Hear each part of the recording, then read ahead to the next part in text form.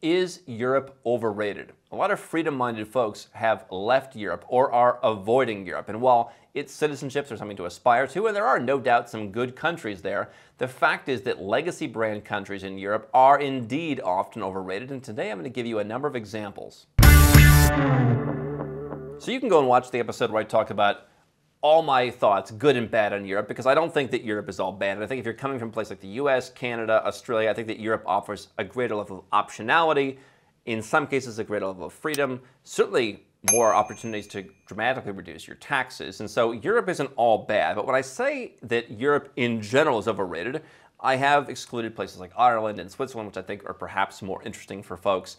But a lot of the countries in Western Europe, which is just on the mainland, I feel have such great reputations and just aren't living up to it. And I'm going to share with you some stories of that to answer Michael Reynolds, who said European countries living out their reputation.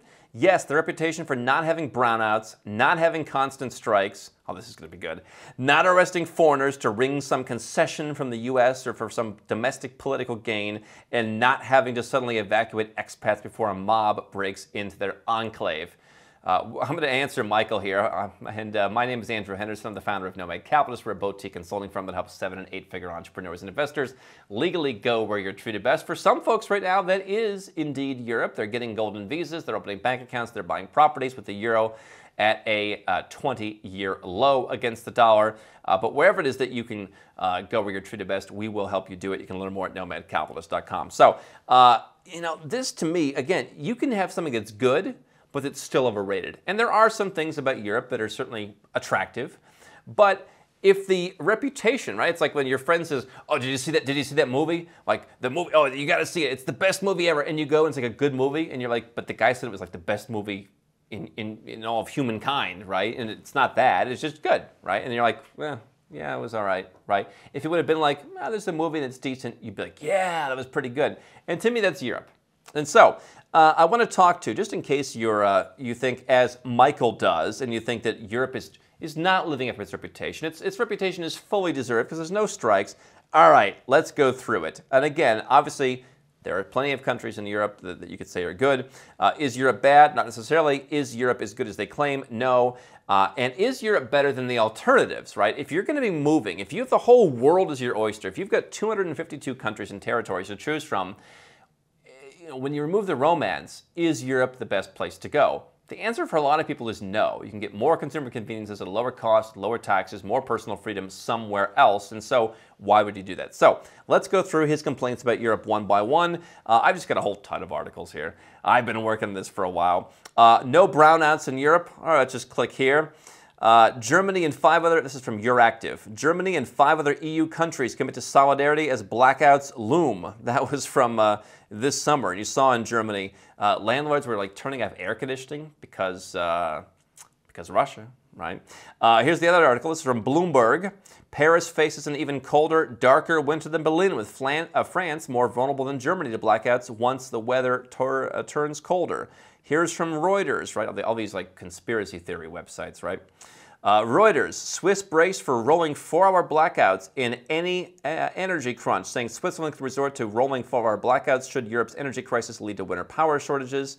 That was from Reuters. From foreignpolicy.com, Europe's tiny steps won't solve its energy emergency. The bad policies that created the crisis are still in place. And then this whole YouTube video about why Europe is running out of electricity and gas. So, no brownouts.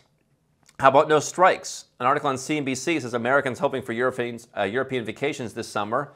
I visited Europe a couple times in the summer, and it was pretty crazy. But Americans should brace for one thing: chaos. That's what CNBC had to say.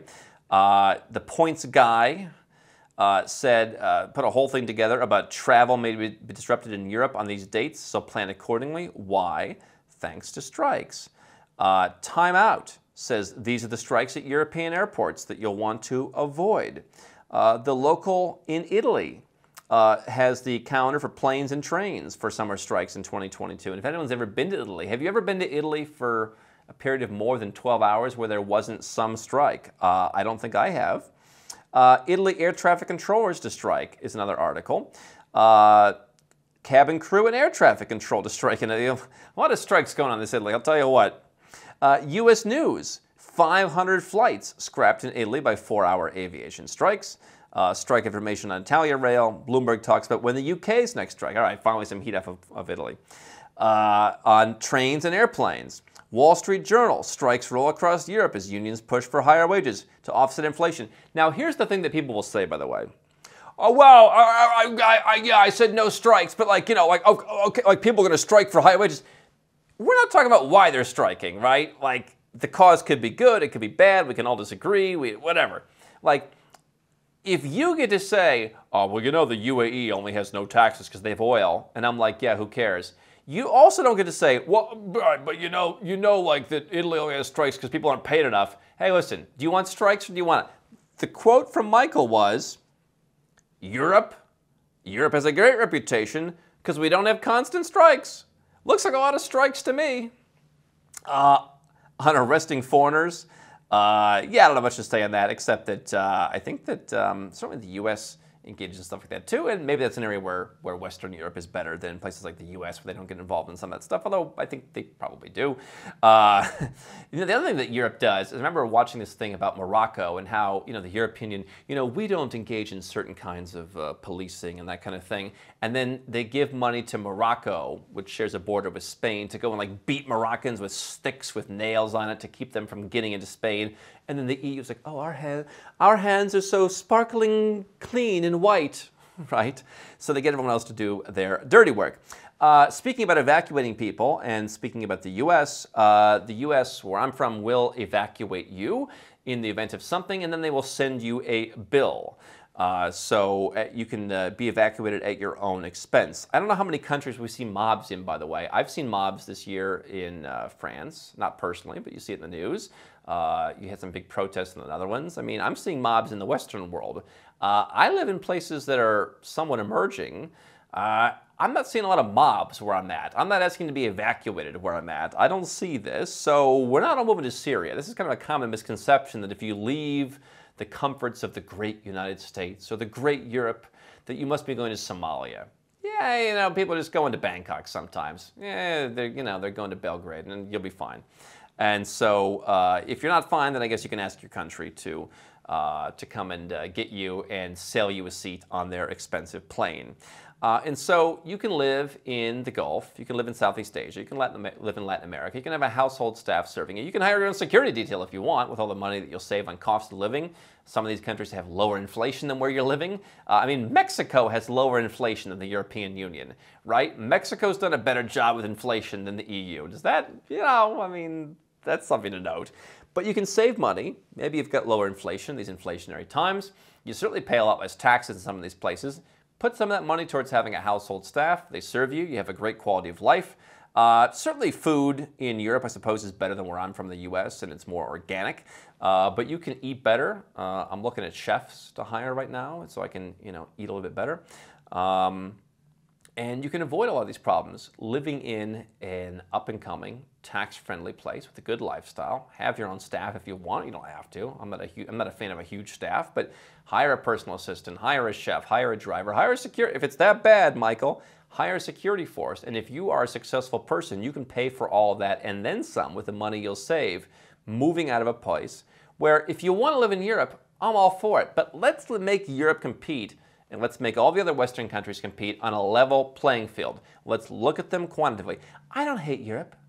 I don't hate the United States. But when I look at the numbers, they just don't match up. The value's not there. The freedom's not there. All the things that you think you're getting aren't really there. And so let's at least acknowledge the truth. Let's acknowledge the fact that, yeah, you got a lot of brownouts. You've got an energy crisis in Europe. Let's acknowledge the fact that fuel was just in Europe. People are complaining about fuel prices. No one's complaining about fuel prices in Malaysia. They're just as cheap as they ever were. I'm sure many places in the Gulf, they're not complaining about fuel prices. And so let's acknowledge the problems that each place has. Let's let people decide, yeah, listen, you know what? If you're a multimillionaire, you can deal with some inflation. You can pay a little bit more for your soup. You'll be fine, right? And so if you don't mind that, go and live in Europe. If you don't mind high taxes, fine, go and live in Europe. But let's not act like there's no brownouts, no energy crises, no strikes, all the airports work flawlessly. You know where the best airport I've been this year is? Kuala Lumpur, it runs like a dream. Oh, it's so delightful. Everything's easy. Everyone's nice, by the way. Oh, everyone's so nice. And then you go to Europe, everything, it's chaos. It's exactly what CNBC says. It's chaos.